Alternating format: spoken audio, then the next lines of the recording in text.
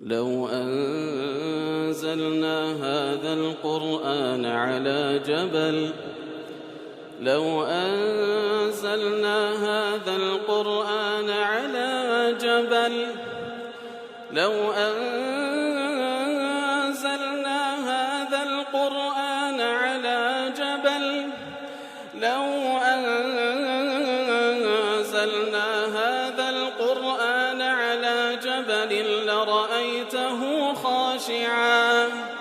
لرأيته خاشعا متصدعا من خشية الله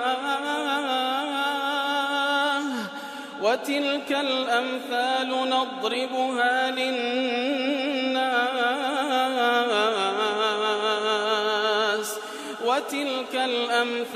نضربها للناس لعلهم يتفكرون. الحمد لله والصلاة والسلام على رسول الله وعلى آله وصحبه ومن والاه. السلام عليكم ورحمة الله. برزان خوش حالم لواني 550 لواني كاين تفسير قرآن بيروز بهم وخزمتان ومن بس رزامن دي رب العالمين وهي وادان بإيوه آزي ستودي لور بقرن. أعوذ بالله من الشيطان الرجيم. بسم الله الرحمن الرحيم. وإذا قيل لهم تعالوا إلى ما أنزل الله وإلى الرسول قالوا حسبنا ما وجدنا عليه آباءنا أولو كان آباؤهم لا يعلمون شيئا ولا يهتدون. والأخوة يستان وكل آتكي بيشو تركا لوانين رابردو لخزمتي داون خواهي قول بشيق لعقيدو بشيق لويك أهلي جاهلية دان كردو دان دا بالخواهي قولا لو خرافيات باطلك هيان بو وابو تسان حيواني شان لخوان منع كردو كوا خواهي قولا به الشويق أوشتي منع نكرده وحرامي نكرده يتر خواهي قولا لدرجي أو آت لأخو لدرجي أو باسد فرمي. وإذا قيل لهم أقر بيان بقوتري تعالوا إلى ما أنزل الله بيان بقوتري ورنا لاي أو قرآنيك رب العالمين داي بزاندية وإلى الرسول ورنا خزمت بيغمبر صلى الله عليه وسلم لجياني دا أخذ ورنا خزمت فرمودكاني كوفاتي كردية أوان لولام دالين حسبنا ما وجدنا عليه آباءنا نخير أوان دمان كافية أو إلى باب بابيران ما مايتو سبيس ما بقرآن وبسنية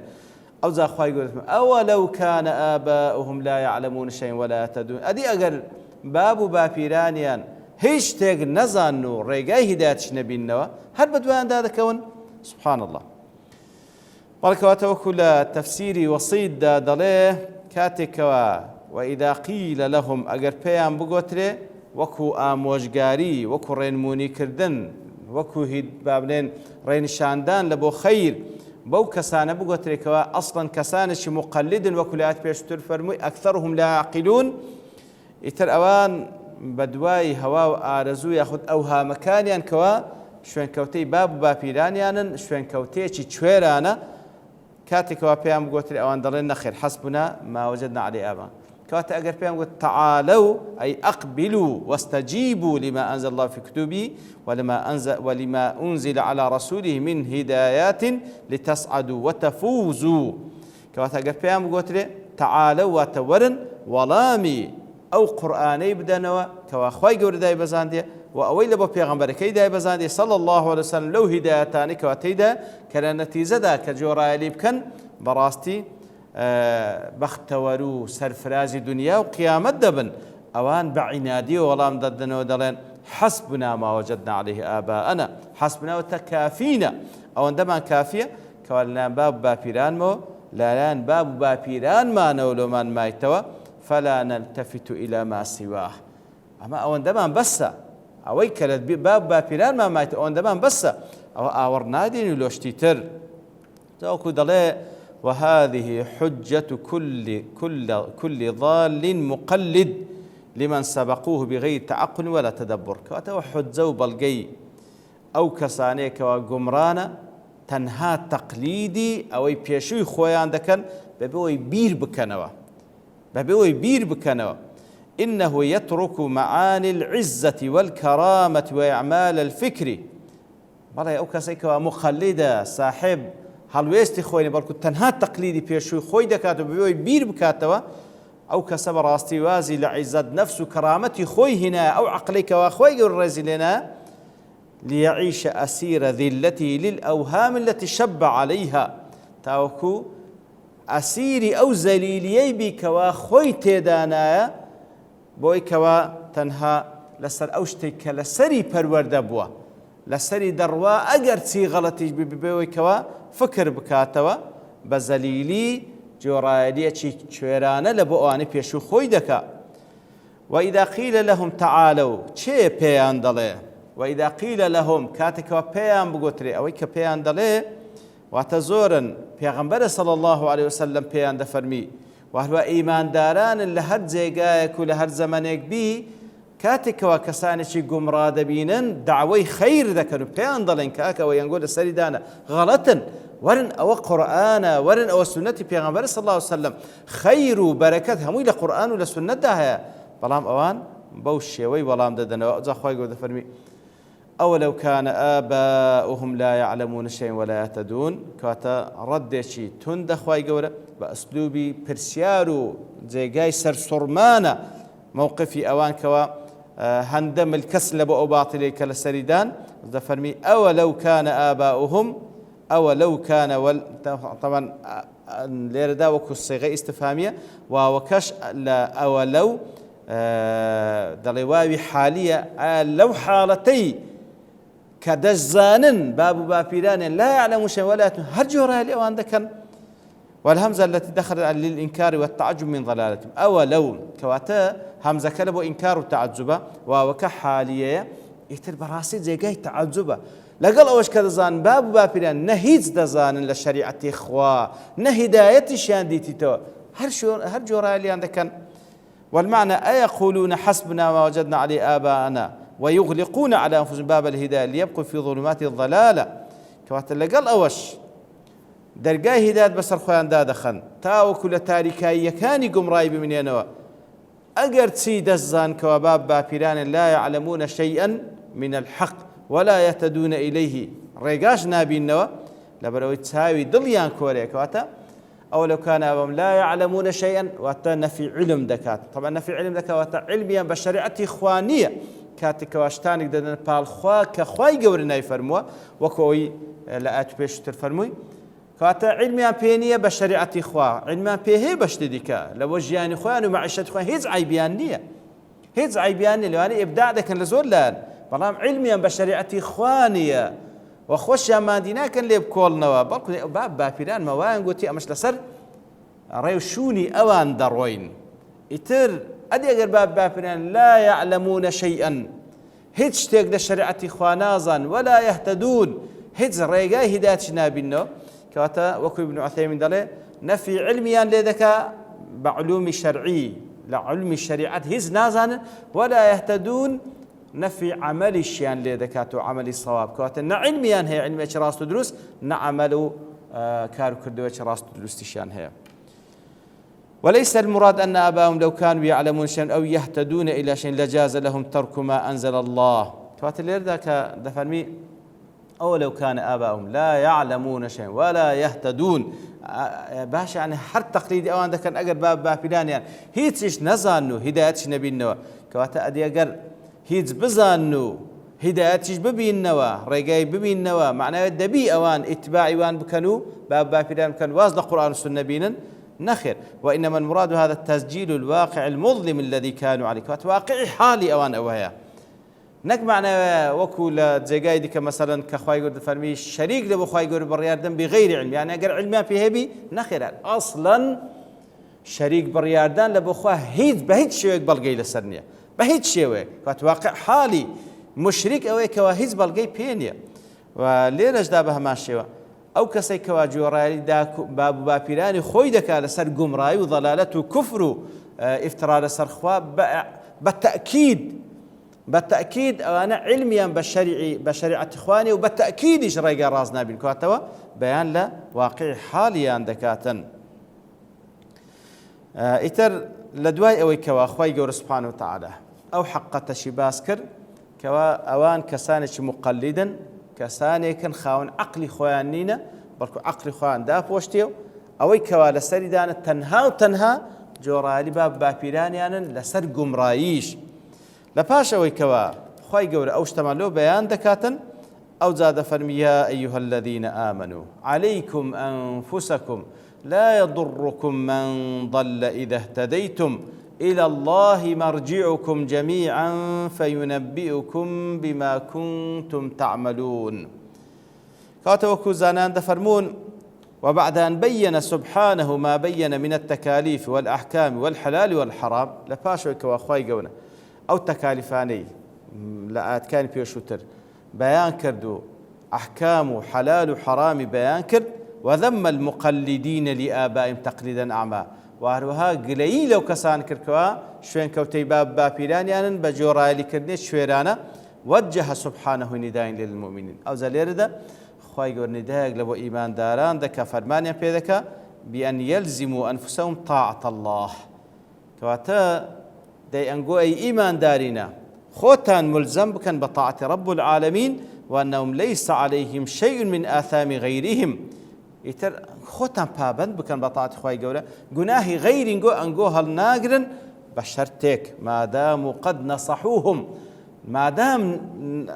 موعظة كردينا ما دام أموشقاريان كردينا يتر أوان جورالي تاناكن أنقو بابند بن بدين خوا يا أيها الذين آمنوا أكو سنزارش باسمان كرديا كخواهي قولا دفرمي يا أيها الذين آمنوا وكو ابن مسعود دفرمي فرعها سمعك جوان جيلي رابقرا ونداء لبو منو تو لبو إيمان داران يان خيرك فرمان بيدك يان شرك دفرمي خوتي لباريزا يتر خواهي قولا سبحانه وتعالى كيا أيها الذين آمنوا دفرمي لدواي أو يا أيها الذين آمنوا دفرمي شتيك دفرمي فرمانك دكا زيبا ذكرني أو فرمان لبيدا ويستكاني إيمان زيبا زينا كردني بلغي سر نبوني إيمان يا أيها الذين آمنوا عليكم أنفسكم وأتا أويل سرتانا نفس خوتان بابن كان بديني خوا لا يضركم من ضل إذا اهتديتم أويكوا لقم رايدا زرر بانقونا قيني دكاتك دانقو هدايتان ورقرتيا إلى الله مرجعكم جميعا قرانا وتان لبولاي الله هموتان بقشتي فينبئكم بما كنتم تعملون يتر بيتان رادا قيني توكارو كردوانك كرديتان وحسابتان لقل دكا بل عليكم وكو دفرمي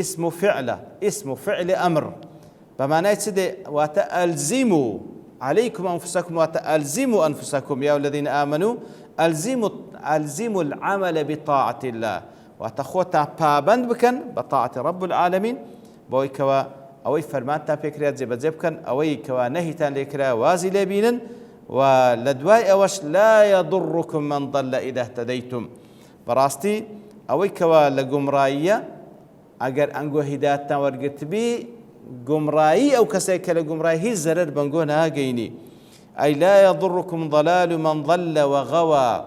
قمرائي أو كسيك ولقمرائي دا هي الزرر تنبينا قيني ما دمتم أنتم قد أديتم حق أنفسكم عليكم ما دام أنقو أوي كوا رسرتان حق أنزامتان دا بوي كوا پاراستیتان خۆتان پاراستێ لەو شتانی کەوا دەبیتەمە ئەی تووڕەبوونی خوا سوبحانەوە وتەعالە ئەو حەقەی لەسەرتانە ئەداتان کردیە بۆی کەوا هەم خۆتان پاراستیە وارو ئەو حەقەی لەسەرتان ئەداتان کردیە بەوەی کەوا فەرمانتان بە چاکەش کردیە ڕێگەشتان لە خراپە گرتیە کەواتە بەڕاستی زۆر گرنگە ئینسانی مسلمان خۆپاراستنی خۆ پابەندکردنی بە دینی خوا و دووەم نصيحت كردن وفرمان كردن بساكا ورأي كردن لخرافة لبو غير خوي كواتا لأيما مطلوبة هم خومان كامل بكين بدين إخوة هم تكميل غير خومان بكين وكل سورة العصر جدا فرمي والعصر إن الإنسان لفي خسر إلا الذين آمنوا وعملوا الصالحات بإيمان وعمل صالح خود كامل دكي والتواصوا بالحق والتواصوا بالصبر والتكميل غير خوتا آموش قاري دكي بحق آموش قاري دكي بوكوا الصبر بقري إتر أتوكا فرماني خود زي بابلين خود پابند کرد بدینی خواو نصیحتی غیر خوشت کرد برای اما ملزمین او اندی پیمان پیوسته بیگینی بلغوا عني ولو آية فرماني پیغمبر صلى الله عليه وسلم ولا قرآن پیوست سندین فرمان هی بوی کوا او کپیتا پیوسته بیگینی ایتر لدوای او کوا خود پابند کرد بدینی خواو او کوا لسرت گیاندد ایتر فإن أبى اگر قبولی نکرد فإن أبى هذا الغير الاستجابة لكم بعد النصح والإرشاد والأخذ على يدي من الوقوع في الظلم فلا ضير عليكم في اهتماده في غي وضلاله ئەگەر ئەنگۆ پاش ئەوەی کەوا واجب سەرشانتان گەیاند و موعیزەتان کرد و فەرمانتان بەسا کرد و ڕێگەتان لە خراپ کرد لە قەدەرتوانە بەڵام ئەوان ئیسفادیان لێ نەکرد پابەند نەبوون ئەوە پابەند نەبوونیوان هیچ باونە زەرر لە بۆنگۆ ناگین فإن مصيركم ومرجعكم جميعا إلى الله تعالى مصير قرانوتان هر هموي لولاي رب العالمين فينبئكم يوم القيامة بما كنتم تعملون في الدنيا من خير والشر يترخي يقول بيتنا رادا انت ولا للدنيا تستان كردي لا خير ولا شر طبعا پاداشتي اهل خير ذاته او كوا زور بفضل ولا قال عندك وبو بري عدالته دقل اهل الشر خوي يقول سبحانه وتعالى سزا عند القدر او گناه تاواناني ككرديتيان يتديار او اتا شتي زور للسنه بتايبتي خلكان شي زور واتي دقن كاتكوا او اتا ديتوا اخذ او اتا بازكري اخذ خلكان زور او اتا دكنا بلقلو خويا والله اتو خود خريج خود علاقه بخلچينيه لا يضركم من ضل اذا اهتديتم خرابي اوان حزب اتو زرري بيناك لبو خويانا واش لكو دار خواني هر كسو دسنا قبري خوي بالله هر كسو دسنا قبري خوي برام واجب خود بزيغي عندي انا يتر او فهم خاطئه هي لويا او اثرون كنوي بيستو وديار اقوال الصحابه شي لسر اخوان اللي راضي بيتن وعلماء زور خسان سر كردي والله من برتوا وين كان لير دوستين بوشتوان رب العالمين لو اني داتو دين وخزمتي وصلى الله وسلم على نبينا محمد وعلى اله وصحبه اجمعين واخر دعوانا الحمد لله رب العالمين. لو أنزلنا هذا القرآن على جبل لرأيته خاشعا متصدعا من خشية الله وتلك الأمثال